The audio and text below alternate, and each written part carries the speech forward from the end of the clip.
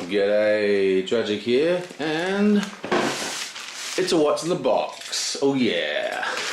Haven't done one of these in a while, but I've been wanting to do this for ages. Yeah, with the channel being, you know, not having a computer, there's lots of what's in the boxes were not shown. There's a whole bunch of games between that you don't get to see me open, but that doesn't matter. You can see these ones open. I don't know how exciting that is.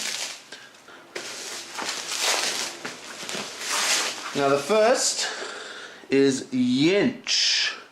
Now this is an abstract game. I'm actually a big fan of abstract games. I have a huge amount of them. Probably my favourite, I would say, is well, I don't know. I guess Hive is my favourite, you know, but Yinch looks extremely good. Now, what makes abstract games so good in general is that they're so easy to play. You can just, you know, you can describe the rules in a few minutes. You can. Oh wow, really nice metal. You can describe the rules in a few minutes. You can play with anybody, you know, they're basically just beautiful, simple games you can pull out at parties or after dinner. Very, very cool. And all abstract games are like that, you know. They've got few parts, and they're just really, really simple, great games. And Yinch is one of them. It's a pretty simple game. I've played it a few times. Basically, it's sort of like a cross between checkers and reversey. So, like reversey, the idea is to flip all the counters to your side, and then you have all these jump mechanics, kind of like checkers. But anyway, very good. This is part of, this is Kim Burns. It's part of like a series of games with all these weird names. I've got 3 of them now, and they're all pretty good. Okay, what's next? Oh.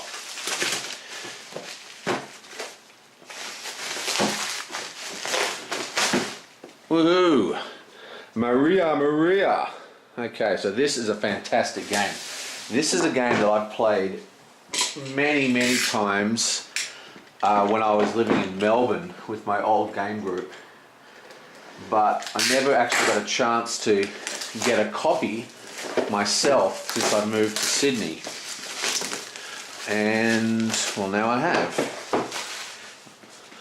Now what's interesting about this game is that it's designed for 3 players. It's actually a 3-player game, which is a very, very rare. Now it is a war game, and it has some of the war game problems, like stickers, but it's got a very, very neat board.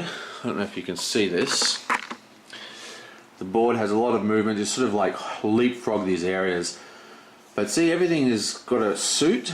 It uses a card system with trumps. See, it actually uses a normal deck. This is a normal deck of cards, just sort of color coded and stuff, and you actually use these special cards to do all the fighting and all the combat, and the trump for the individual suits is written on the board where I just showed you. This is a really, really fantastic game. A terrific war game, medium weight war game. And one of the great things about it is that it plays 3 people, which is a very unusual number for board games. Awesome. And finally,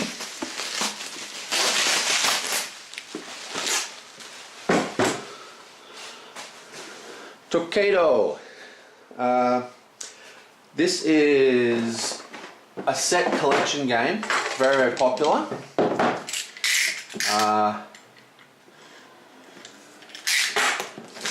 It's very, very simple.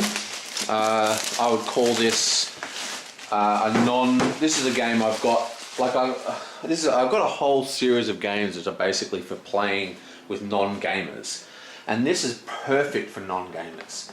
It's simple, exceedingly simple, so you can spend more time drinking and talking than playing.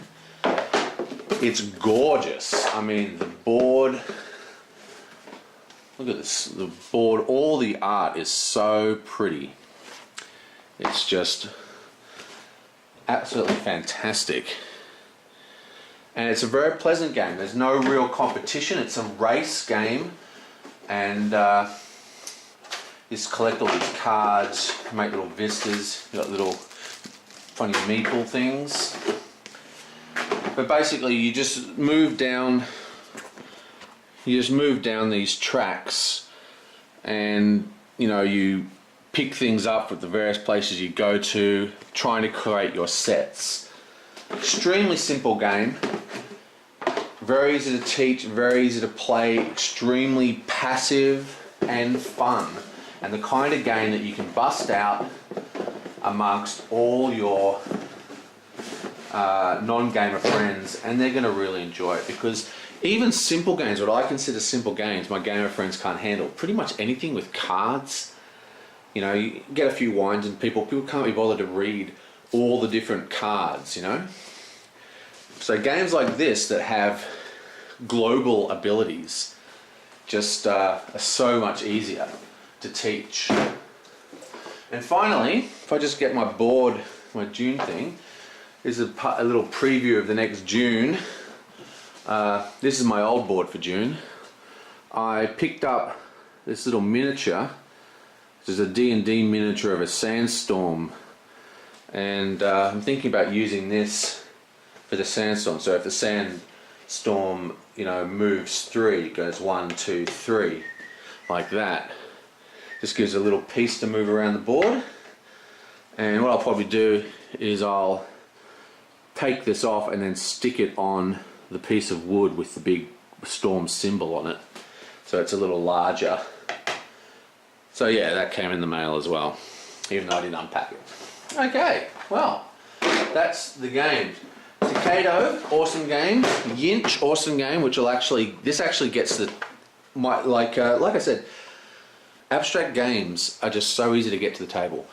You got someone, you're over at someone's house, you bring this, you could pull this out and play this at a friend's house easily. But if you took, like, say, this game, which is a billion times better, and took that to a friend's house, this is a lot harder to get to the table. There's a good explaining the rules, sitting down, you got to play it multiple times.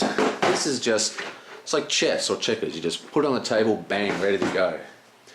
Okay, well, I'll see you guys next time.